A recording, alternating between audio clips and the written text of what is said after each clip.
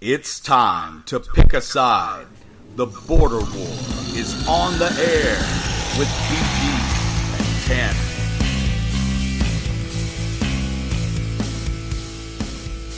TanMan. All right, true believers, welcome into Border War episode 85. We're going to talk football, college football playoff committee releasing the final playoffs. We've got South Carolina in a bowl game. Then we're going to jump over to the NFL.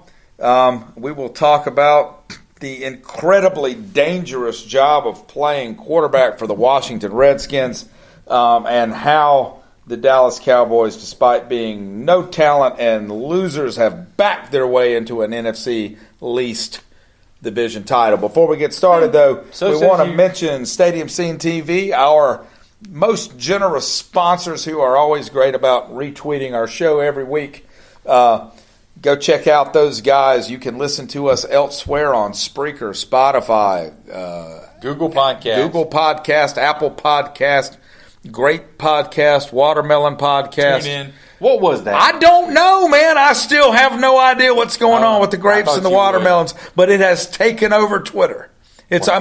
National guys are tweeting about. Who knows, man? Are you a grape man or a watermelon man? I think in real life, I'm more of a grape man. I'd rather have some nice white grapes, which are really green, cold. Love those, but I'm going to be a watermelon guy for the Twitter crowd because everybody's jumping on the grape bandwagon. I'd like to go the other way. First of all, the answer is watermelon. You're wrong. The answer is watermelon. I'm not wrong. I love grapes. I like grapes too, but the answer is watermelon. But watermelon's a lot of work. But two, it's red grapes, man. Well, I love those too, but a lot of times they have seeds in them. Buy the seedless ones. I like the little ones that come in the McDonald's Happy Meal. When my kids used to get those, I would eat their grapes. I usually steal the apple slices. Yeah, I like those too. Yeah, I used to steal the apple slices. BG, the playoff is set in college football. Do you put salt on your watermelon? No. Have you ever tried it? I have. I like it. I like it every now and then with salt on the watermelon, especially if the watermelon is warm. If it's outside, now cold watermelon, I don't need anything. I'm good. I just pop that stuff. But we got a Final Four in college football. Yeah. It's shocking. Yeah.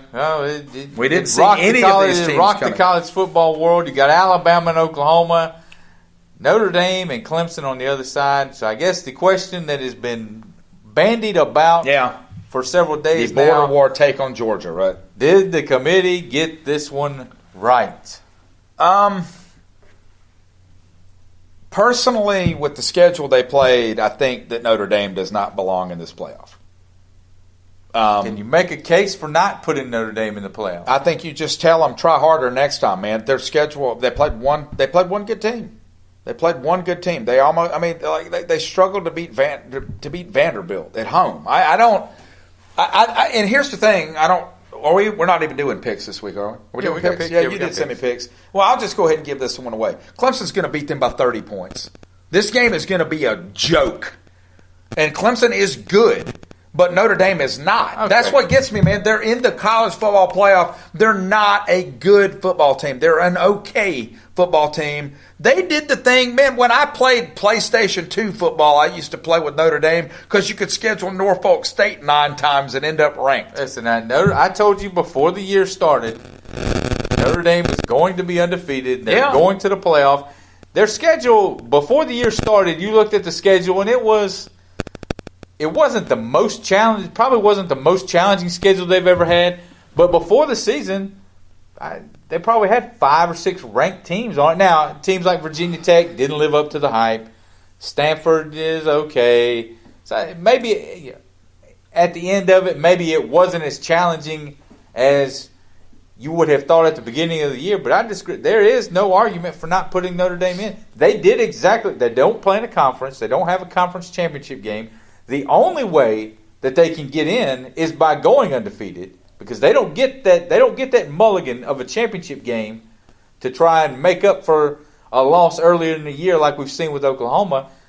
The only way they can get in is to go undefeated. They did it. It's not a discussion to me. But then you've got a situation like Alabama last year that doesn't make it to the championship game, and they still make it anyway. If you're Georgia right now, what is the argument for staying in the SEC? Why not just drop out? If you're Georgia, just be independent. Just be independent. Schedule 2 hard games kind of early in the season and then just play whoever you can. You can have an SEC affiliation and play Mississippi State and South Carolina and Ole Miss. Here's my issue with what we've created in college football. And both of us will say, we're going to argue about this, but both of us think the whole thing's absurd. Oh, yeah. It's ridiculous. Jay Billis makes the point every March when the brackets in college basketball are announced, and there's always some team that went 25-6 that gets left out from the West Coast Conference or the Mountain West or something. And he always says the same thing. He says, this tournament is not about finding the best 68 teams. 68 teams, right. It's not trying to find the best 68 teams. That's what this college football playoff is. We're not finding, it's not built to find the 4 best teams in college football. If you want the 4 best teams, then you put Georgia in with 2 losses, 1 loss, whatever. Right. Georgia's the 4th place team. Because if you watch that championship game Saturday, and you can tell me and look me in my eye and say Georgia is not one of the 4 best teams in the country, I'd love to hear you. Claim that. Nobody can. So this is not the 4 best teams. It's this year they went with the 4 most deserving teams. Now last year it was Alabama is clearly one of the best teams, so we put them in anyway. It changes every year. It changes every year. If you're saying that it's not about picking the 4 best teams, then I think that is an argument that 4 isn't the right number. I would agree with that. I mean, I don't think 4 is the right number. And I mean, I posted online about this, and like the guy comes back at me with, you don't want to just let a bunch of pretenders in. I'm like, well, you must have a serious problem with the NCAA basketball tournament then. You know everybody that's getting in it is a pretender, man. People want upsets early, but you know who's going to make the final 8 teams. I mean, every now and then you get a team like South Carolina, but that's once in a blue moon. Look, I would love to see the ratings for what was it, Loyola and Kansas State in the Elite 8 last year. Yeah. I mean, I watched it, but I guarantee you that didn't move the ratings. No. And, I mean, the thing is that it's the spectacle of it. And then flip side, man, and I'm so tired of this. We can't have a big football tournament. I'm sorry. Isn't there a big football tournament going on as we speak? Apparently it's kind of called the season. No. I'm saying there is an actual football tournament being put on by college football for the smaller schools. Oh, in every level, exactly. I'm like, please stop. Man, why are football fans arguing against having more football? That's what's always gotten me. You go, it's too much on these student athletes. Shut up. So you're telling me that it would be too much for Alabama to play in a 16-team playoff and to travel, but you're telling me that Division III non-scholarship football players who have no resources, they do not have private planes to fly around in, but somehow they can get around to all these tell locations. This story all the time, but it still fascinates me. When Wofford beat Montana on the road, which means they played where? In Missoula. In Missoula, Montana, from Spartanburg, South Carolina. The day before they traveled up, they had exams. And I promise you at Wofford College, and at the vast majority of football institutions in the United States, these players are receiving, write this number down, 0 help. Nothing. They're on their own. They have no study facility. They've got no tutors. They've got none of that stuff. So if those schools can pull it off, you can take the Alabama, Clemson, can't handle this stuff and put it where the sun doesn't shine. That's the most dumb thing I've ever heard. But before we move on to discuss the Gamecocks bowl bid and close out this college football playoff, I see a lot of people who are trying to spin this as, Oklahoma is going to – listen, if Alabama punts against Oklahoma in that defense, I will be shocked. Yeah. I think if one of them is going to be close, I think Notre Dame could hang around with Clemson for a while. They played a couple years ago. In the rain. And Notre Dame probably should have. That should have won the game. Should have been one of those games that Clemson dropped that year. I think that's going to be the sneaky one. And I thought it was interesting how Alabama decided to take the Orange Bowl. Do you see that? That they decided to take the Orange Bowl. They didn't want to play Oklahoma in what they called a de facto home game, according to Reese Davis. Nobody wants to play in that dump anyway. And how many Super Bowls has Landover or whatever y'all play in, how many Super Bowls have y'all hosted? Where was the first national championship game of the college football playoff at? I don't remember. Oh, yeah. Oh, in Anaheim? Wrong. Arlington, Texas? Was it in Arlington? They're sending Clemson to play Notre Dame in Dallas. I think that could be interesting because Dallas is not really known as a Clemson stronghold. If they'd have gone to Miami, they've gone to Miami a half a dozen times the last few years. That's not that difficult trip, easy trip. I think playing it in Dallas, I think it could be interesting. Well, I mean, Notre Dame's got a bigger fan base than Clemson. Right. I mean, period. Especially nationwide. That's what I said. I thought Alabama choosing the Orange Bowl. But I don't think that crowd's going to help. I think Clemson stomps a mud hole in them. I really do. And the other thing before we move on, I think you're going to see a two-loss team get in. I think at some point you're going to see a two-loss team get in over a one-loss conference champion. It would have to be in the SEC. Maybe it's a two-loss conference champion, but a two-loss team is going to get in over a one-loss team. That's the most likely scenario is that you have a two-loss conference champion. You're gonna have a. Well, you've already had it happen, just not in the playoff. LSU did it. They won the title as a two-loss team. But it was during the BCS. But we talked about and that was the year that everybody had two losses. That's a good point. Everybody had. There was only one loss team. The other interesting thing was the first 4 years of this playoff, 5 years of this playoff. I heard they had 3 undefeated teams the whole time. Now we've got 3 undefeated teams in this one bracket, and a 4th undefeated team that didn't make the playoffs. Probably the best team in the country. And that will Central Florida. You're going to get a two-loss team over a one-loss conference champion in the very near future, and teams like Central Florida will never get in. They'll get in when we go to 8. Yeah, I don't think it'll go to 8. I think it'll go to 6. But that's a different discussion. BG, you guys are headed to Charlotte. Yeah. The Belk Bowl to take on the Virginia Cavaliers. Before the season, I asked you. We were giving our predictions and our thoughts, and I asked you if you wound up in a bowl, and I think we used the Music City Bowl as an example. And I said it would be a disappointment. And then you said it would be a disappointment. To me, the Belk Bowl, Music City Bowl, 6 and 1/2 dozen. So how are you feeling about you guys' bowl destination? Well, here's the thing. When you asked me that question, what I was interpreting it as, that means what kind of season did you have? So the question is, did the Gamecocks have a disappointing football season? Yes. Yeah, they did. I think so. Not a hugely disappointing season, but a disappointing season. And it really all comes down to that Florida game. It comes down to the Florida game and that one really terrible pass that Jake threw into the end zone at Texas A&M that cost us the game. 2 games you could have won. If you'd have just won one of them, then you've got a very different season. You got a chance to win 9 again. That being said, going into this weekend, this was the game I was pulling for. Oh, absolutely. I wanted to play a terrible team in Charlotte, and I don't understand Gamecock fans that think they wanted to go to Tampa or Jacksonville and play somebody who was probably going to beat you. Why would I think who's the ACC representative in the Gator Bowl? NC State. So I think you probably would have beaten NC State anyway. But I know you're going to beat Virginia. Like I know that. There's going to be, I don't know, what do you want to say? 30,000, 35,000 Gamecock fans at this game, maybe 40. It's an hour from Columbia.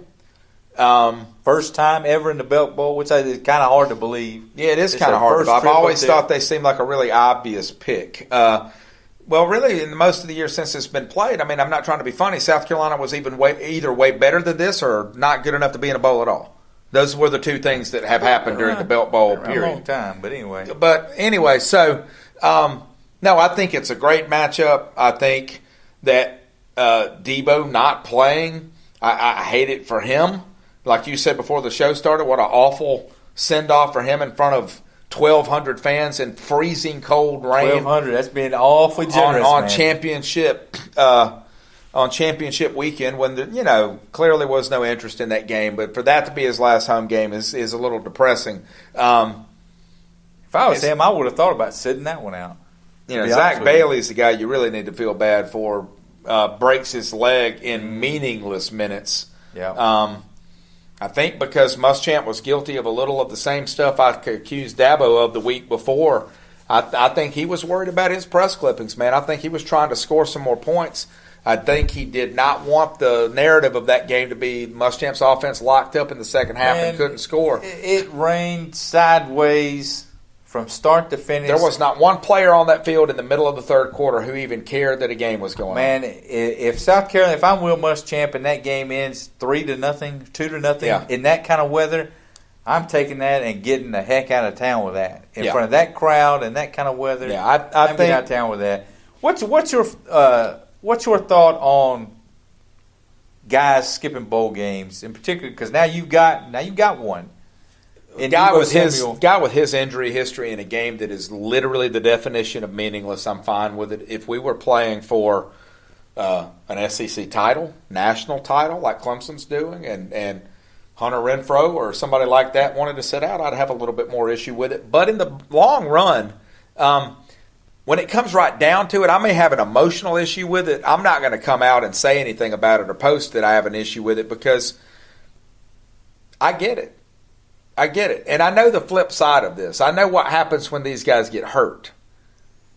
No one's there for them then. I'll say Jake Butt at Michigan a couple years ago tore his ACL in the Orange Bowl, and I think he's torn it once or twice. Like his career is basically done. And he was going to be a first-round pick. He was going to be a higher. And not everybody's Marcus Lattimore. Not everybody's so well known that they get that they continue to be loved and talked about. Some of these guys just fall off the radar after that. I'm not going to lie to you. I'm a little disappointed with it.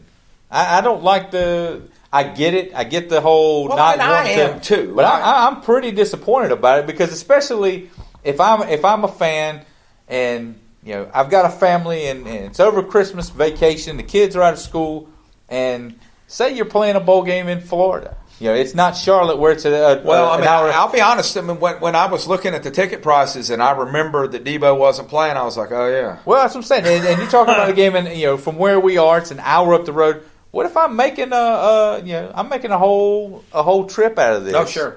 And to see guys, and to me, it's only gonna increase over time. It's not gonna be just one. If a guy's going to be a fourth-round pick, guys are asking this question now. So, and if I'm a teammate, I'm not going to lie to you. I'm kind of upset there because I might not be going to the NFL. This might be my last hurrah. This might be the last time I put pads on. And my teammate that we hear all the time. Oh, you need to go to war for your guys. And my man's just quitting on me. He's just quitting on us. Muschamp tweeted something that came just short of saying that he basically told Debo not to play in this game. I mean, coaches have to say that. He didn't come out and say that, but he could have been a lot. Well, he could have not tweeted anything. Coaches and the coaches, they have to say that. They have to be okay with it. They don't have a choice because if you come out and criticize a kid for sitting out a bowl game, that is recruiting suicide. My point is that he could have not said anything.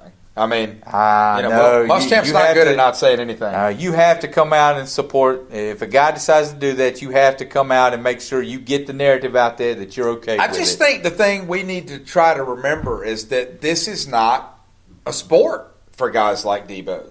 It's not a sport. It's his livelihood, and he's trying to make money, and he is going to make money. I mean, don't you think Debo's probably a first-round draft pick? I'd say he's probably a first or second round draft pick. He is a very early second round draft pick, and if he goes in the second round, he is a steal. I haven't looked at mock drafts to see where they thought he was at all, but I would be surprised. I can't imagine that he hangs around very long. He's a slot nightmare against linebackers, kickoff return, punt return, all that stuff. Any word on Brian Edwards yet? No, but if he leaves, he is out of his mind. He may not be drafted. Brian Edwards has 4.65, 4.7 speed.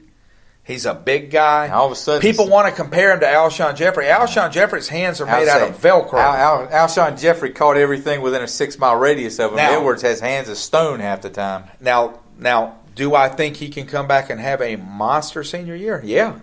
And I think he could really help himself.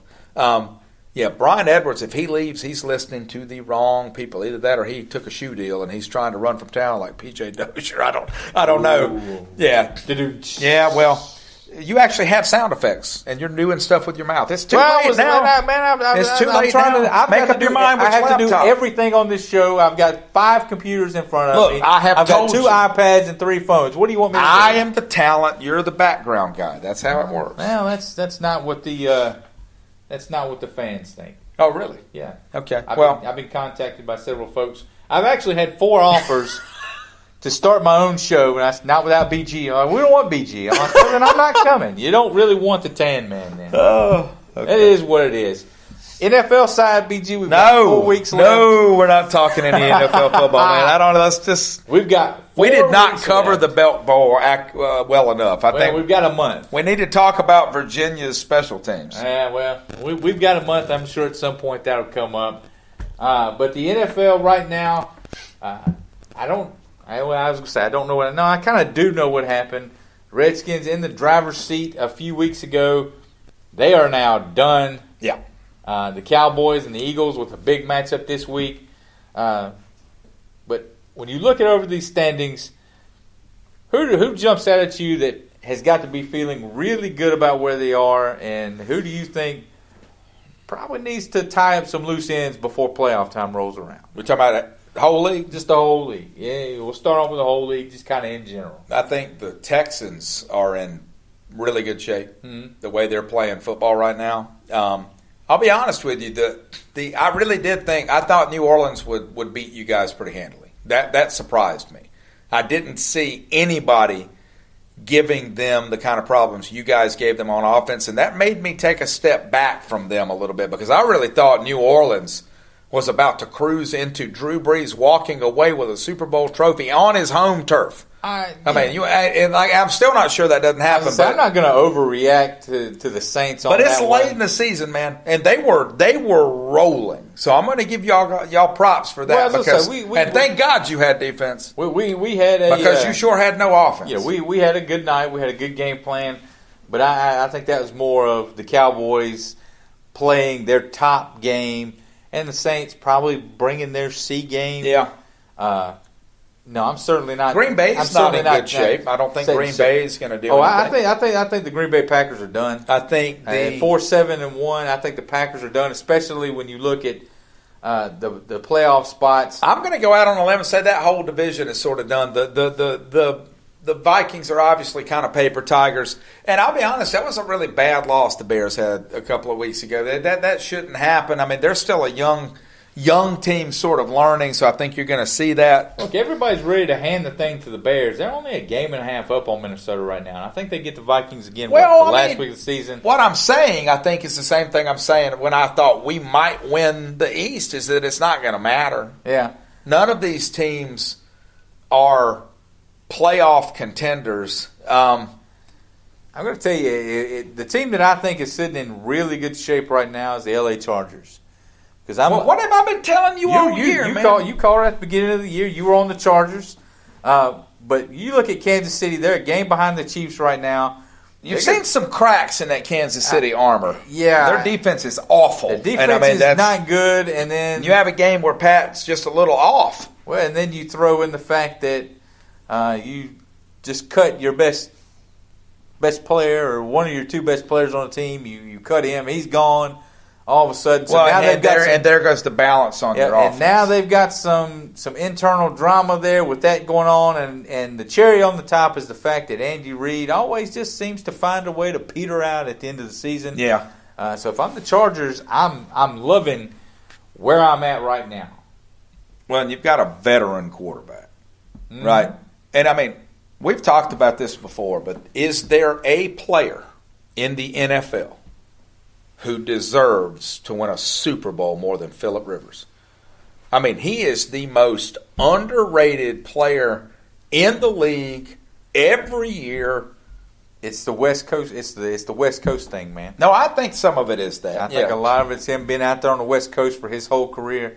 Look, I've always been a Phillip Rivers, even when he was in college at NC State. Because, like I said, I've told you, back when he was in college, I hated Florida. I've always hated Florida State. They were the only team that could beat them then. Oh, right. NC State was the only team. When they had that Mafia guy as their head coach. Oh, yeah. Chuck Amato. You guys going to go out there. NC State was the only team that could beat Florida State, so I became a Phillip Rivers fan pretty easily. Somebody that's still got to do some work. To me, this one is painfully obvious, BG. It's the Carolina Panthers. Oh, my God. After the loss this week to Tampa Bay. Well, I mean, is that putting it mildly? I mean, I know we're trying to stay in our box, but there's really not much left to talk about here. Look, it's 6-6. Now they're starting to fire coaches up there. Yeah. And Jerry V tweeted it this week, like it just feels like they're firing coaches because they think they have to, but not because they're firing the right coaches. Yeah. We talked about Rivera the right before they went on their streak, but now they're on another side of the streak. And did either of us pick them to lose in Tampa Bay? I can't remember. I know I waffled back and forth about it last week. I think you took the Bucks and the points, but I think you picked Carolina to win the game. And I knew it was going to be kind of ugly because Tampa Bay does a good job of doing the things on defense that cause the Panthers trouble. But where would they be right now without Christian McCaffrey on that offense? It feels like the whole thing. And we were don't know. high on this team a month ago. Oh, yeah. Right? Well, we were having a discussion a month and a half ago about should they be included in the list of contenders along with the Saints and the Rams and since Norv Turner, but now it's become. Since then, the border war curse has taken over the Carolina Panther organization and drug it right into the ground like everything else. Start charging a fee for that kind of thing if you want your rival taken down.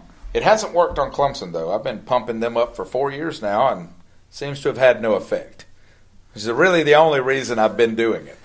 Well, maybe you're a closet Clemson fan and all low these many years. No lie, man. I will pull the plug on your laptop. Don't even joke about that kind of stuff. Okay. Did you used to be a Clemson fan?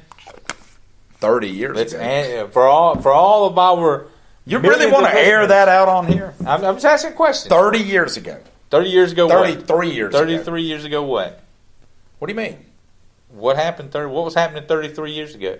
When I was a child and I had not been exposed to things, I was a casual Clemson fan. There we go.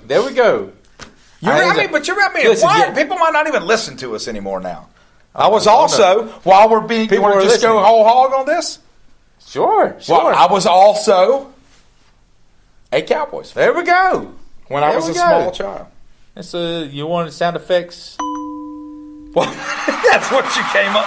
Oh, okay. There we go. I thought you just rang a tiny bell. I was like, that's that. I feel dirty. Huh? I feel dirty for having even said any of that. Well, listen, all these years... And those both happened at the same time. All these years, you could have been a Cowboys fan. Now you're a Redskins fan. We all are very well aware. You guys are just going through quarterbacks left and right. All right, so... Who's the most snake-bitten team? I think that's it, right? I mean, come on. You can name me 3 quarterbacks in your whole life that have had their legs broken. All 3 of them play for the same team, and 2 of them happened 2 games in a row. I mean, come on, man. What are we talking about here? Look, I'm beginning to think we need to change the mascot. I think that the league is engineering. It's going to change your logo. Get rid of leg breaking. Get rid of that horrible, distasteful logo that you have, and just make it a crutch. It's a photo, actually. Just make it a crutch. Shut up. Put a crutch on the side of your helmet. Shut up. All right, so you got to give me this, though. This doesn't mean anything. If you want Jay Gruden fired, this is the worst thing that could have happened because you can't. He's going to get a pay. You can't fire this man now. You can't blame any of this on him.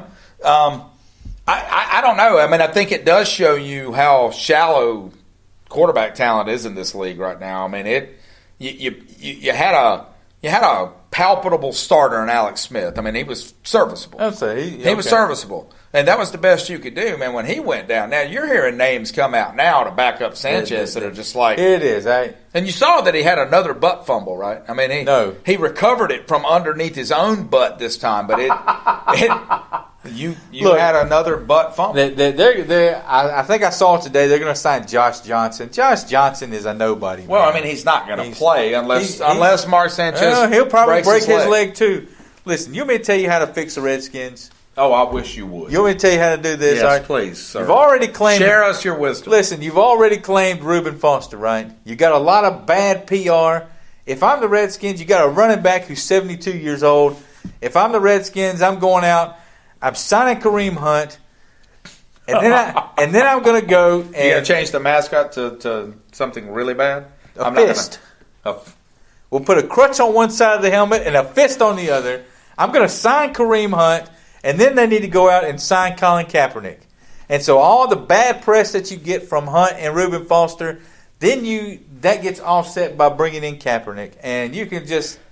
It would be fun to have. Just do it all. Not man. To get political. Just go all in. But having Donald Trump and Colin Kaepernick in the same town would be worth doing. Yes. Just right off the bat. You want to be interesting? You want to fix things around here?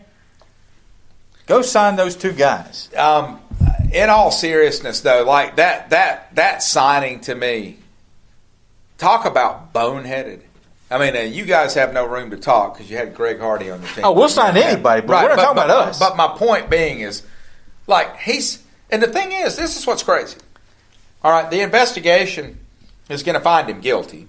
Who? Which one? Reuben Foster. Oh, okay. Okay, he's never going to play a down at Washington, but they're going to get blamed for it anyway.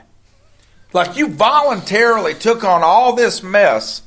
Well, now you get nothing for it. This is the same woman who just totally recanted everything about her story. Now, people do that. It doesn't matter in the court of public opinion. But there's no room for it. He's just a linebacker, man. I think, you know what I think it was? And I think this may have even been reported, but it's common sense. Where did he play football? He's in Alabama. What do you think happened in that locker room?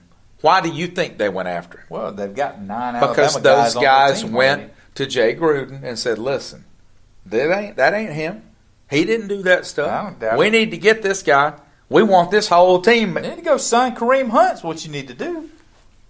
Kareem Hunt is, what is he, 23 years old? Yeah. Hey, you're already taking a bad PR hit for the Reuben Foster thing. I'd take my medicine and I'd find Adrian Peterson's replacement right now. I'd let him sit out his suspension next year because everybody wants to jump on a Ray. Ray Rice was almost 30 years old and he was averaging He was under averaging 2.5 yards. He was averaging 3 yards when a it carry happened. when it happened. He was done. He was never coming back. Do you really think somebody's not going to sign Kareem Hunt? Right. Somebody's going to sign him. It might as well be you guys. You're going to be in the market for a running back sooner rather than later anyway. Take it all at once, man. My inner self is telling me one thing. I'm not going to say any of it on the radio just because I don't. Yeah, I mean, hey, I know what you're saying. Yeah, I know what you're saying. You agree with me. I can see it on your face. That's why I'm not saying it out loud. You can agree with me. On to the picks list again, guys. Thank you for everyone who gets those in each week. Have a lot of fun playing along with you. Am I winning yet? Man, you're never going to win. You can email them in to CarolinaBorderWar@gmail.com. Of course, they're all over Twitter. They're on Facebook. Am I winning by? Get those in any way you choose. Last week, BG, you go 6-4. Nice job. You're 71-63 overall. I went 7-3. Again, I tried to throw that Panthers bone to you. Shut up, man.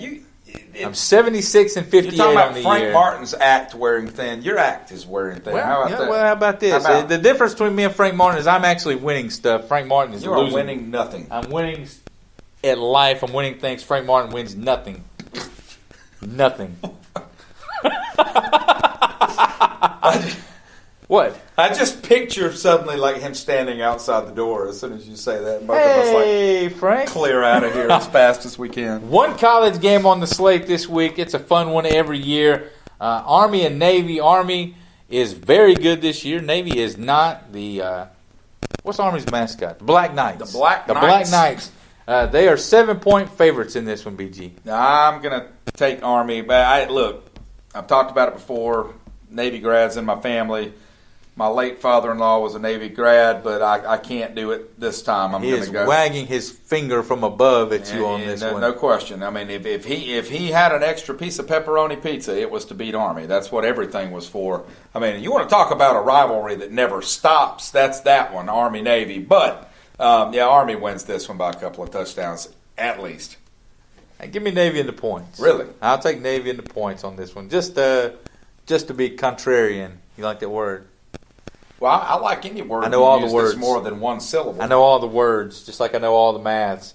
In the NFL side, this one, of course, this week is going to be loaded from here on out with NFL games. The Carolina Panthers at the Cleveland Browns. The Browns are getting 2 points in this one. The Panthers are in a tailspin. I don't really know how to explain it or what's going on up there. I thought they'd get it turned around last week against Tampa. I was wrong. That was the time to do it. The Browns, give me Carolina Panthers. I think they beat Cleveland, and Ron Rivera staves off calls for his job at least for one more week. I'm going to go out on a limb here and take the Browns because I think the Browns have a couple more wins in them. I mean, they've played some decent football. I hope so. And I don't even think this has much to do with Rivera or anything else. The Panthers just aren't playing really well right now, and I think that it being in Cleveland with a team that really has nothing to lose, they've already sort of gone through their drama and come out on the other side of it. And I just think Baker Mayfield. If they go to Cleveland and lose, does Ron Rivera make it through the offseason? I don't think he's going to make it through the offseason anyway. Okay. I don't think so. The number one defense against the number one offense, Baltimore, going to Kansas City.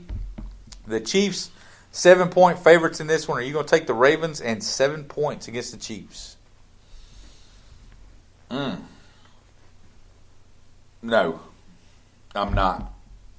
I mean, I know they don't have Hunt, but they still have Tyreek Hill. They've still got Travis Kelce. I think the Chiefs win this by 10 points. I'll take Baltimore in the points. I need Baltimore's defense to do is score a lot of fantasy points because they are. Well, it doesn't matter. You got to buy. Oh, You're that's welcome. right. You're welcome. Don't say stuff like that, man. I earned that. We'll talk about that off the air. But are you're welcome. Serious? I earned that. Buy. We'll talk about it off the air. I want people out there to know that I earned the buy. I'll take Baltimore in the 7 points. I think that defense is going to give Pat Mahomes some problems, and they're going to have to figure out a way to have to work around not having Kareem Hunt now. He was a big part of that offense. And, again, defense usually is a safe pick. Colts at the Texans. The Colts started to make a push and then have kind of fallen back. Man, they looked bad big last time. week. They looked terrible last week. Meanwhile, the Texans did they lose 3-0? Was it 6-2 something or something like that? It was like. Meanwhile, the Texans have the longest winning streak in the league. I believe it's up to 9 games now. Yeah, started out 0-3, haven't lost since. Who's got the second longest winning streak in the league? I'm going to go with the Dallas Cowboys. Oh, okay. Is that right? Yeah, you are correct. You are correct, sir. Colts at the Texans. Texans minus 5.5 points in this one. Stupid sound, man. I love the sound. I got another sound on here for you, but you won't let me play it. 5.5 points. Give me the Houston Texans. I'm going to agree with you on that one. I'm Texans all day. And when did the Colts offense? I heard somebody say this morning the best offensive line in football. Man, for like 10 years, that was all as how bad their offensive line was. Yeah. When did they get the best offensive line in Yes, football? while Andrew Luck was hurt from not having a good offensive line. Two teams that have just completely doo-dooed in the bed this year. Did you ever think you would see this in Green Bay? No. This was a matchup before the year I thought, man, this has got some playoff implications written all over it. It does not. The Atlanta Falcons going to Green Bay. The Packers minus 7. Give me Atlanta. I'm taking Atlanta. Give me Atlanta. Yep. The Green Bay's up there firing coaches. They fired. Who knows what happens up there? Well, they fired one coach the other day because he tweeted out something that they perceived critical of Aaron Rodgers. It's just not a good situation in Green Bay right now. I'm starting to have some questions about Aaron Rodgers. Not just football questions either. I think he's a little bit of a trouble magnet. Well, maybe. Look, I've heard some of the talking heads. I'm sure you've seen the stuff going on with Twitter with him and his really annoying younger brother about the fires and all that stuff. I personally don't like the guy because he always announces South Carolina games and he has too much gel in his hair. But other than that, well, I heard a couple guys nationally broach the topic: should Green Bay try and trade Aaron Rodgers? We talked about that on the show last year. Something to think about. The Giants at the Redskins. The Redskins, I think they went from being a point favorite in this one to getting 4 points against the New York Football Giants. Oh, what a terrible football game. I'm going to go out on a limb here and say the Redskins defense steps up and covers the spread. There's no injuries on the Redskins defense. Let's not forget the Giants offense is not good. It's not great, but the Giants are a team that a few weeks ago were ready to, they were done. I can see the Giants winning this by 3 points. I don't think they win it by more than that. I guess that's what I'm saying. The last couple of weeks, all year long, the Giants' offense was how terrible it was. The last 2 weeks, they've gotten 2 wins and 27 and 38 points they put up. So give me the one thing I worry about. Yeah, if you're a Redskins Giants get the win. I'll say that. Well, yeah, Giants get the win. Yeah, they get the win because Saquon Barkley is going to run wild because the Redskins can't stop the run all of a sudden. And Eli Manning is better than one quarterback in the league, and that's Mark Sanchez. Giants beat the Redskins this week. Patriots at the Dolphins. We always talk about Tom Brady when they played the Dolphins in Miami about how it's a tough place. But Clay Travis this morning pointed out he broke down the numbers, and I didn't realize it was as bad as it was. He's like 7-10 all time in Miami. The Dolphins getting 9 points in this one. Clay Travis convinced me. I'm taking Miami in the points in this one. I'm going to take the Patriots. And you're probably right, but this seems like a good place for me to pick up a game on you. The Bengals at the Chargers. The Chargers are giving up 15.5 points. That is a huge number. Yeah, I'm going to take the Bengals. That's too much action for me to let more than 2 touchdowns. No thanks. I will take the Bengals on that one. I'm going to take the Chargers. The Bengals have shut Andy Dalton now, so I don't like to play in front of large crowds. Jeff Driscoll is taking the snaps for Cincinnati. I'll give the 15.5 and live with that big number. Sunday afternoon, the Eagles at the Cowboys. This one is probably for the NFC East. I mean, let's call it what it is. I think the Cowboys are going to win the NFC East even if they lose this game. The Cowboys 3.5 point favorites in this one. Well, we'll put this way: if the Cowboys win, it's over. If the Cowboys win, it's over. If the Eagles win, now they're back. Probably still over, but they're at least in the conversation. Well, the Eagles win, we'd be tied. True. They're only a game back. True. With that said, give me the Cowboys, and I'll give up the 3.5 points. You've already beaten the Redskins once. They have a chance to beat us twice. Yep. That would hurt. So give me the Cowboys. I'll give the 3.5. I agree. And finally, Sunday night, the L.A. Rams, who are now back in the driver's seat for the top seed in the NFC, they will travel to Chicago, where the Chicago Bears are trying to hold on to their division title. They are getting 3 points in this one, BG. They're going to take the Rams. Go on the Rams. You don't want to take the Bears? Nope. You sure you don't want to take the Bears? I'm 100% sure, and you don't either. Otherwise, you wouldn't be asking me that over and over again. No, I'm taking the Bears. Taking the Rams to beat the Bears. You said it, man. You said it. It's my show. You said you were a Cowboys fan. It's your show. Yeah. You said you were a Cowboys fan. I said. Everybody heard it. Just go ahead and end the show. End it. We're gonna have to change the whole format. We got a minute 40. I can tell. We can talk about how you grew up a Cowboys fan. Why don't you tell everybody how you got me a bye in my fantasy league that I apparently didn't earn? Since you can't give me that, you can't say. I didn't say you didn't earn it. I didn't say you should have got it. I'm just saying you're welcome for making sure that it happened. Well, you were just trying to do your job as commissioner. Well. Apparently everyone doesn't appreciate that. And that's it. We mentioned it at the end of episode 84. We'll do it again at the end of episode 85. BG and I will be doing a Festivus episode. If you're not familiar with Seinfeld, I don't know what to tell you. You're not our people. I was about to say, if you probably don't like this show if you don't like Seinfeld. Right? But a Festivus episode, we will be airing all of our sports grievances. We'd love to hear from you as well. Get those to us through Twitter, Facebook. You can email them, same way we do the picks. And also, if you play the bowl picks game on ESPN, search for the Border War podcast. Play along with me and BG, and see how your picks stack up to ours. I've already picked mine. Me too. You probably picked Clemson since you're such a huge fan. I wish you would stop, man. I hate them with the passion of 10,000 burning suns. Somewhere 9-year-old BG is cheering.